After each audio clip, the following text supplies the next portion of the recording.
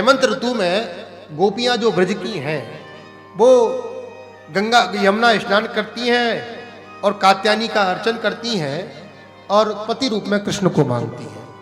लेकिन स्नान करने की विधि गलत है। किसी नदी में, तालाब में, जलाशय में कभी नग्न स्नान नहीं करना चाहिए। इससे जल के अधिष्ठात्री देवता वरुण का अपमान होता है। कुछ कर्म है जो नहीं करना चाहिए बिना कपड़ों के। स्नानम, दानम तथा होमम, शयनम, गमनम, भुजम। स्नान, दान, सोना, जाना, आना, खाना आदि ये बिना वस्त्रों के नहीं करना चाहिए। ये शास्त्रोक्त नहीं है।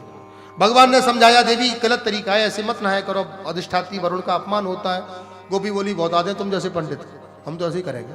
अच्छा, भगवान ने प्रैक्टिकल कर दिया। दूसरे दिन नहाने गई थी, भगवान कपड़े लेकर एक कदम पे चढ़ गए, एक एक करके बुलाया, वापस कर दिया, जाओ। परीक्षित को संदेह हो गया। परीक्षित ने सुखदेव स्वामी से कहा कि ये धर्माचार्य के लक्षण तो नहीं है, भगवान को ऐसा नहीं करना चाहिए। कोई महिला नहा रही हो, वस्त्र उठा के चले जाओ, फिर कहो कि आप बिना वस्त्रों में आओ, वस्त्र ले जाओ, ये कहां का धर्माचार्य का लक्षण है। आज पहली बार सुखदेव स्वामी को ऐसा लगा कि मैं किसी अनाधिकारी को कथा सुना रहा हूं। बड़ी डांट लगाई, मूर्ख,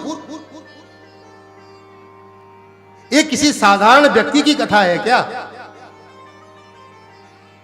नूतन जलधर रुचय गोप बधूटी दुकूल चोराय तस्मै श्री कृष्णाय नमः संसार मही रोहस्य धीरुजाय। बड़े बड़े नैयायक, बड़े बड़े सैद्धांतिक लोग जिस गोप बधूटी के दुकूल का हरण करने वाले गोविंद को ध्यान में लाते हो, ये उसकी कथा है। ये साधारण व्यक्ति, स्त्री पुरुष की कथा नहीं है। और ऐसे भी अगर समझें, भगवान ने वस्त्र हरण कब किया, किसका किया। बोले जो कुमारी कन्या थी उनका किया। भागवत में शब्द आता है नंद ब्रज कुमारी का, कुमारी कन्याओं का किया। और कुमारी किसे कहते हैं। शास्त्र दृष्टि से पंचमाब्धे तो कौमारम पौगंडम दसमा बधे एकादशे तो कैशोरम सोड से युवती स्मृता। 1 से 5 तक कुमारी, 5 से 10 तक पौगंड और 10 से 15 तक किशोरी। उसके बाद संज्ञा युवतियों में आ जाती है। तो 1 से 5 वर्ष तक की कन्या वस्त्र पहने नहीं पहने कोई फर्क नहीं पड़ता, कोई बहुत अंतर नहीं होता। 3.5 साल के तो कन्हैया है। आज की स्थिति में, इस कलयुग में,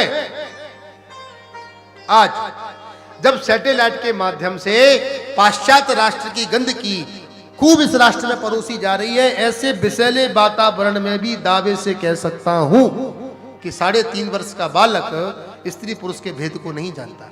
तो ये तो द्वापर की कथा है, एक बात। दूसरी बात, भगवान ने किसी के कपड़ा नहीं उठाए।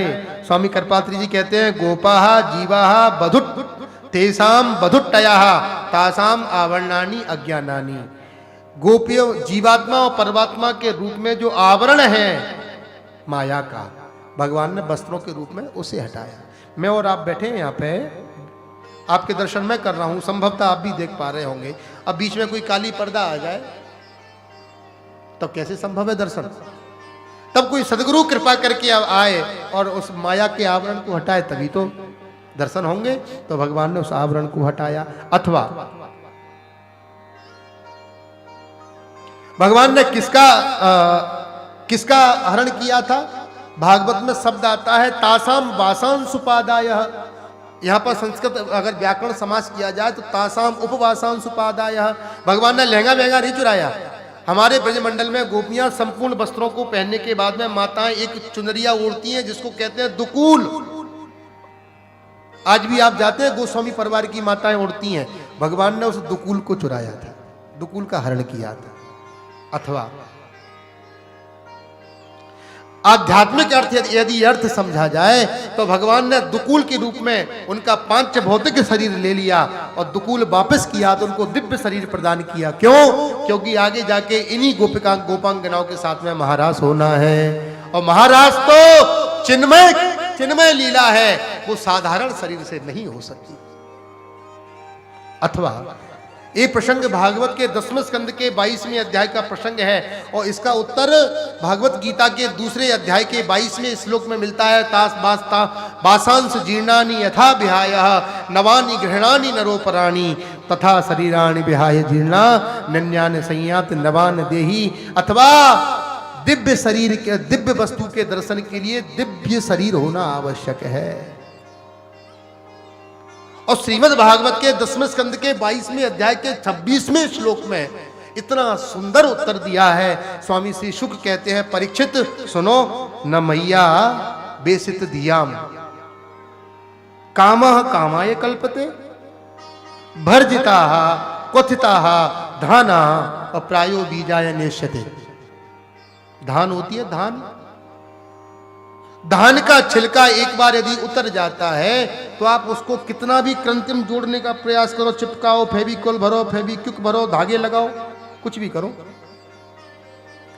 एक बार यदि वो छिलका अलग हो गया तो वो फिर वो दाना दोबारा प्रकट नहीं हो सकता, दोबारा अंकुरित नहीं हो सकता, दोबारा पैदा नहीं हो सकता, उसकी अंकुरण शक्ति समाप्त हो जाती है। ए मेरे भैयाओ, ठीक उसी प्रकार जिसके हृदय में एक बार जीवा परमात्मा के प्रति प्रेम आनंद, जिसके हृदय में भगवत चरणों का प्रेम एक बार आ जाता है, उसके जीवन से सदा सर्वदा के लिए काम, क्रोध, लोभ, मोह, मद, मात्सर्य, दंभ, चित्त, अहंकार, इन सब विकारों का कोई स्थान नहीं होता। बोलो राधे राधे। इतना सुंदर